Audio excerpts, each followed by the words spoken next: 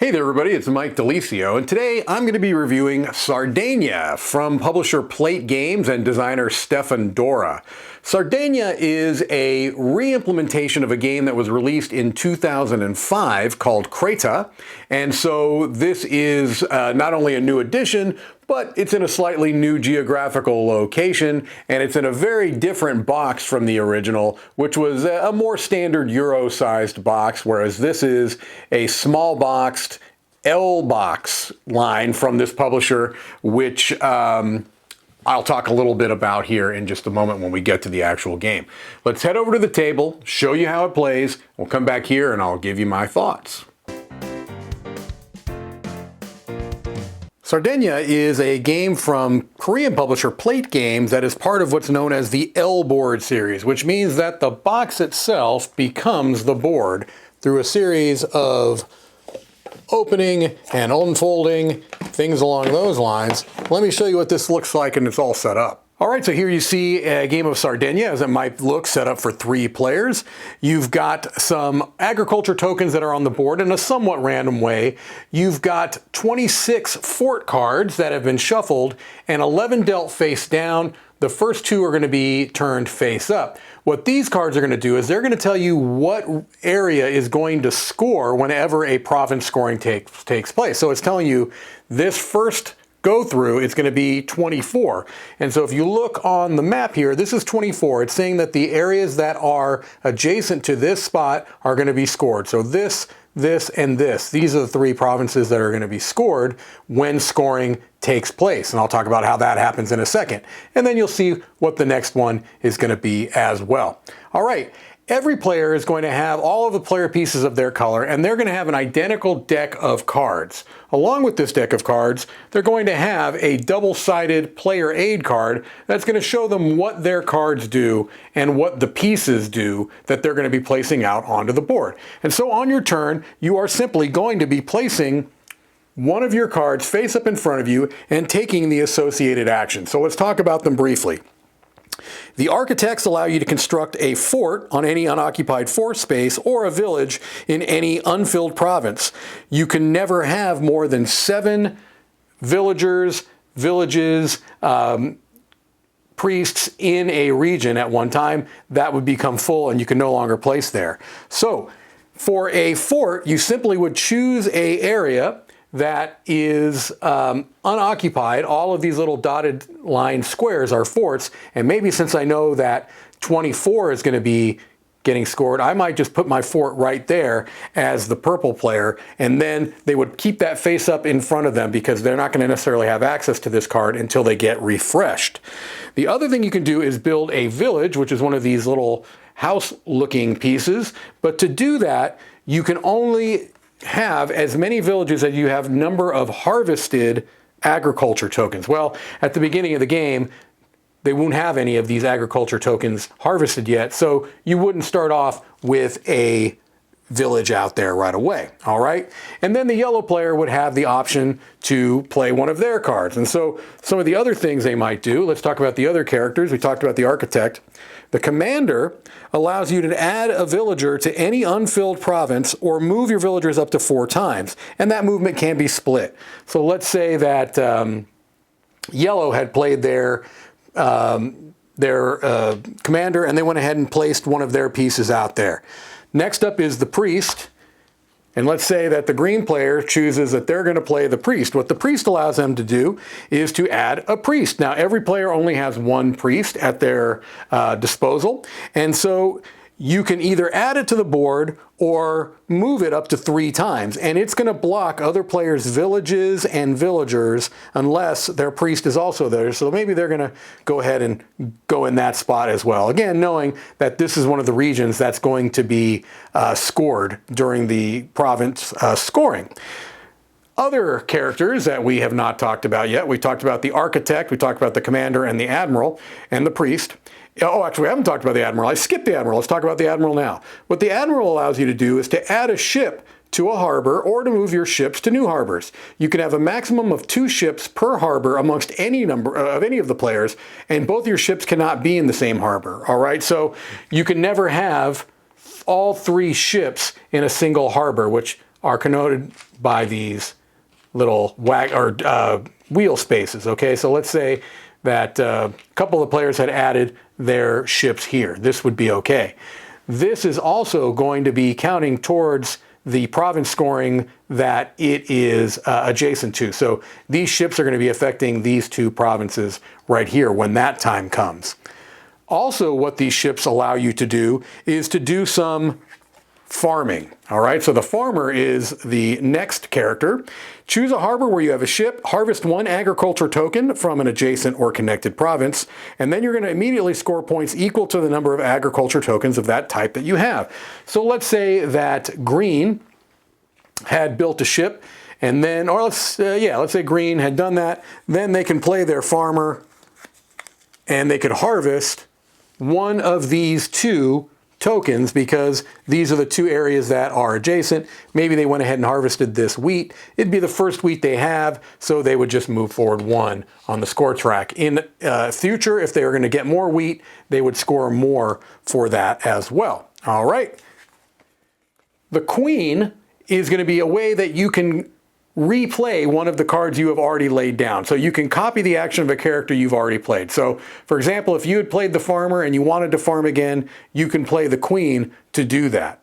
All right? Finally, when any player chooses to play the sentinel, that is going to trigger province scoring.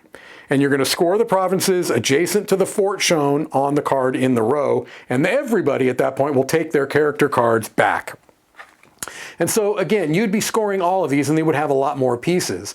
You're going to get a certain amount of influence on a province depending upon what pieces are there. So how much influence do you get? You're going to get 1 influence for every priest or villager in the province. You're going to get 1 influence for any ship of yours in a harbor that's adjacent. And you're going to get 1 influence for any fort that's there.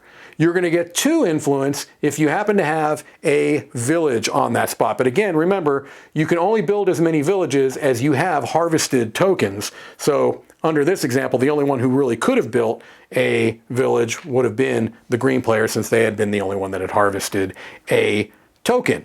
At that point, the player with the most influence is going to score the full victory points that are shown in the laurel leaf there. And so in this case, it would be 5 for this, 3 for this, and 2 for this, because you're going to be scoring all 3 of those provinces. All right? The player or players with the second highest will score half rounded down. After a province scoring has completed, you're going to discard the card that had just been scored, and you're going to flip over the next card.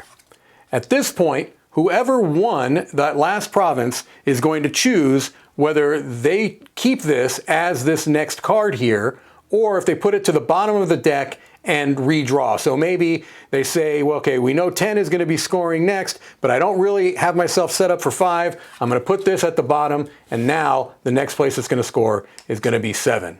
And you are going to continue to do this until you've played through all 11 of the fort card, and whoever has the most points after that is going to be the winner of the Sardegna. Let's head back over and I'll let you know what I think.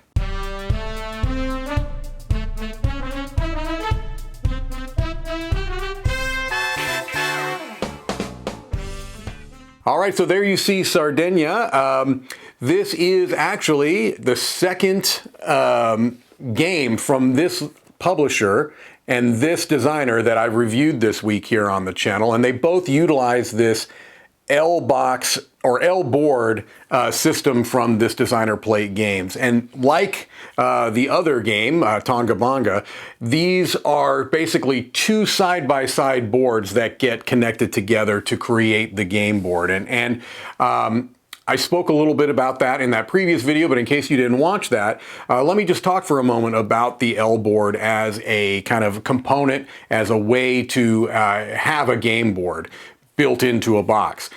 This is going to be something that will have some divisiveness, because the boards, when they're laid out, are going to have some folds in them. They're going to have some bends in them because they have been kind of bent to create a box. And so it really is going to be up to your particular taste as to whether this is troublesome enough for you to be a, just a deal breaker. And for me, it's absolutely not. I will trade those slight imperfections on a not completely flat board to have the full-size game for the most part, the full experience of the game in a small box like this that takes up very little space in my board gaming collection. So, but that's a your mileage may vary thing.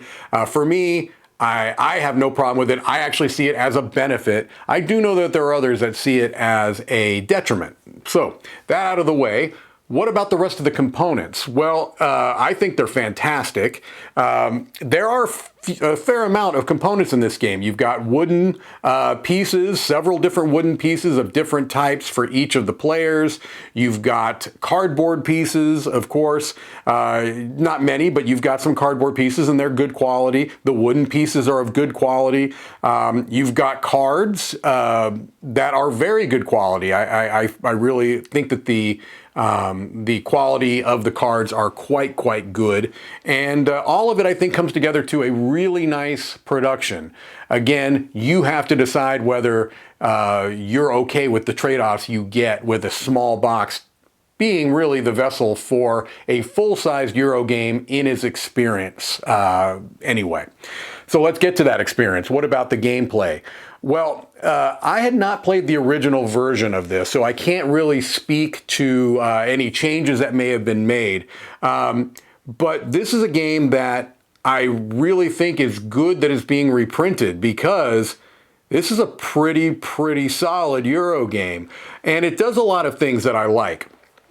First of all, you know, this is an area majority game. At its heart, that is the main mechanism driving the points for this game, is area majority. But the aspect of it that really, I think, sets it apart from many other area majority games is the non-static order at which these areas score, and the fact that it is player-driven scoring, meaning that it's going to be one of the players that decides, okay, we're going to score this area right now.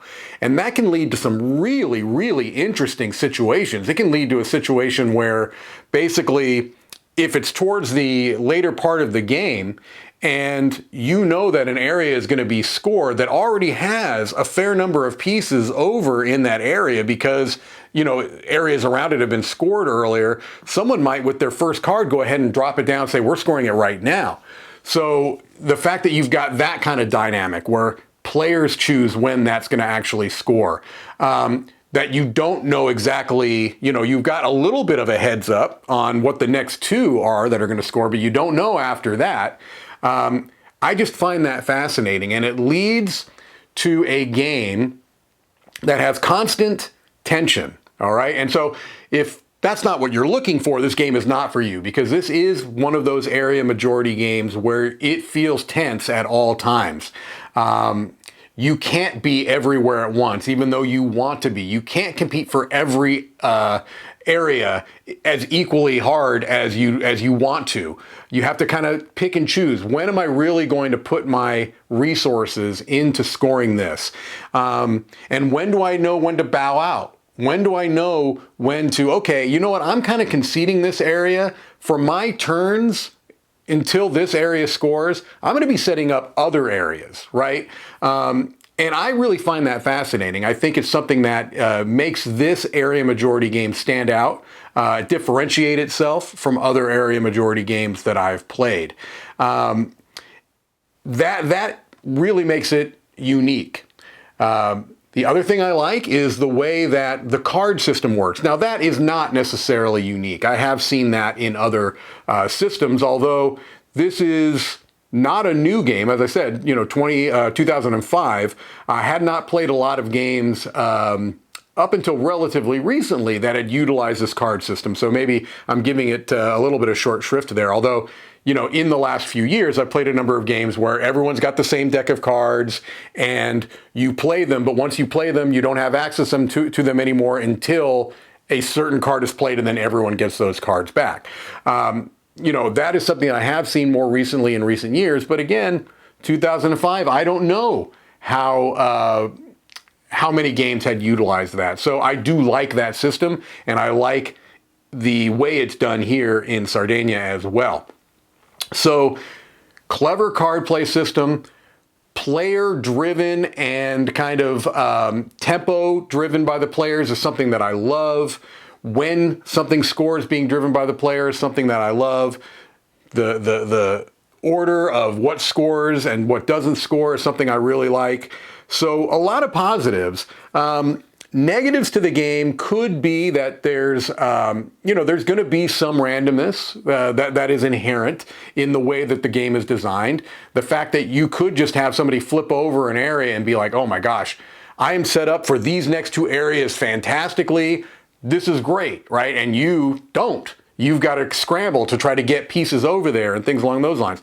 You have to be aware that there's going to be some luck that you have to be okay with. If you're looking for a zero luck Euro, then this is not going to be that experience for you. But if you're okay with that and you like the idea of the card system, you like area majority, and you like when players are driving the tempo and the scoring, then I think that there's a lot for you to like in Sardegna. For me, this is an 8 out of 10, a game that I easily recommend, and one that, again, I'm glad has been brought back into wider distribution because I was not familiar with the original version of the game, and I'm certainly glad that I had a chance to try this one out, and if it looks interesting to you, maybe you can check it out as well. All right, well, that's going to do it for me. This is Mike DiLisio signing off. I'll see you on the next one.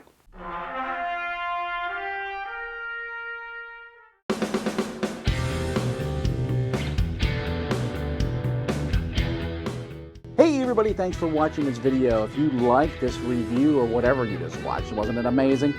Check out our channel, Dice Tower. We have all kinds of things. We review games, we do top 10s, we play games live. It's all about board games, but especially the people who play them. Check out Dice Tower YouTube channel.